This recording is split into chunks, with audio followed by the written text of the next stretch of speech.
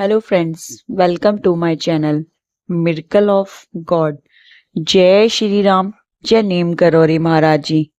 आज के समय में नीम करौरी महाराज जी को हम याद करें और बाबा जी अपने भक्त के पास आ ही जाते हैं। आज का समय सोशल मीडिया का है। हर जगह बाबा जी की तस्वीर देखने को मिलती है। बाबा जी की प्रसिद्धि इतनी दूर दूर तक फैल गई है कि अब इंस्टाग्राम हो या यूट्यूब या कोई भी सोशल मीडिया, आप जहां जाएं नीम करौरी महाराज जी ही दिखाई देते हैं। एक महिला जो नीम करौरी महाराज जी की भक्त है, उनके साथ ऐसा क्या चमत्कार हुआ, जानिए उन महिला भक्त की कहानी मेरी इस वीडियो में। वीडियो को एंड तक देखिएगा। पसंद आए तो लाइक जरूर कीजिएगा और कमेंट में जय श्री राम लिखना ना भूलिएगा। एक महिला नीम करौरी महाराज जी की भक्त हैं। वह जब मंदिर जाती हैं तब वह देखती हैं कि मंदिर के द्वार पर एक भिखारी बैठा होता है। वह उस भिखारी को देखकर कहती हैं, यह बिल्कुल नीम करौरी महाराज जी जैसे लग रहे हैं। इन बाबा को मैं मंदिर में प्रसाद चढ़ाकर जब मिठाई लेकर आऊंगी तो इनको जरूर दूंगी। ऐसा वह मन में विचार करती हैं। उनके हाथ में मिठाई का डब्बा होता है। वह पहले भिखारी को नहीं दे सकती क्योंकि वह मंदिर ले जा रही होती हैं। और जब उनको वह बाबा दिखाई देते हैं तो मन ही मन यही सोचती हैं कि ये बाबा तो यहीं पे बैठे हैं और जब मैं अंदर से दर्शन करके आऊंगी तो ये लड्डू का प्रसाद मैं इन बाबा को जरूर दूंगी। ऐसा मन ही मन सोचकर वह मंदिर में जाती हैं और जब दर्शन करके लौटती हैं तो वह क्या देखती हैं कि वह बाबा तो होते ही नहीं, वह गायब हो जाते हैं। वह उदास हो जाती हैं, कहती हैं, अरे मैं अभी दर्शन करके तो आई थी, बाबा जी कहाँ गायब हो गए। वह उदास हो जाती हैं, परंतु उनको पूरा विश्वास होता है कि नीम करौरी महाराज जी मेरी हर इच्छा पूरी करते हैं, मेरे साथ है। ऐसा सोचकर जब वह घर आती हैं और अपना फोन चेक कर रही होती हैं, फोन में वह इंस्टाग्राम खोलती हैं जहाँ पे महाराज जी की तस्वीर आती है और नीचे लिखा होता है, बेटी मुझे मिठाई चाहिए, मिठाई में मुझे लड्डू चाहिए और तुम मुझे जरूर खिलाओ। ऐसा वह देखती हैं और वह अचंभे में पड़ जाती हैं कि अभी मैं बाबा जी को, हनुमान जी को लड्डू ही अर्पण कर कर आई हूँ और बाबा जी ने ऐसा कहा कि मुझे लड्डू चाहिए। ऐसा क्यों लग रहा है कि यह तस्वीर मुझे ही कुछ कह रही है। क्या वह बाबा सच में नीम करौरी महाराज जी थे? पर वह गायब हो गए थे। मैं तो चाहती थी उनको लड्डू का प्रसाद देना, परंतु वह गायब हो गए थे। तब वह पूरे यकीन में आ जाती हैं कि वो कोई और नहीं था, नीम करौरी महाराज जी थे।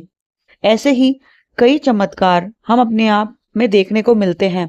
हम कुछ सवाल अपने मन में सोचते हैं, उनके जवाब हमें कहीं ना कहीं मिल ही जाते हैं। जो हम प्रसाद की इच्छा कर रहे होते हैं वह भी हमें मिल जाता है। परंतु वह इस बात से खुश होती हैं कि उन्होंने हनुमान मंदिर में लड्डू चढ़ाए तो बाबा जी का यह संदेश उन तक पहुंच गया। अब हनुमान जी हो या बाबा, एक ही बात है, तो वह प्रसाद बाबा जी तक पहुंच गया होगा। उनको फिर इस बात की संतुष्टि भी हो जाती है।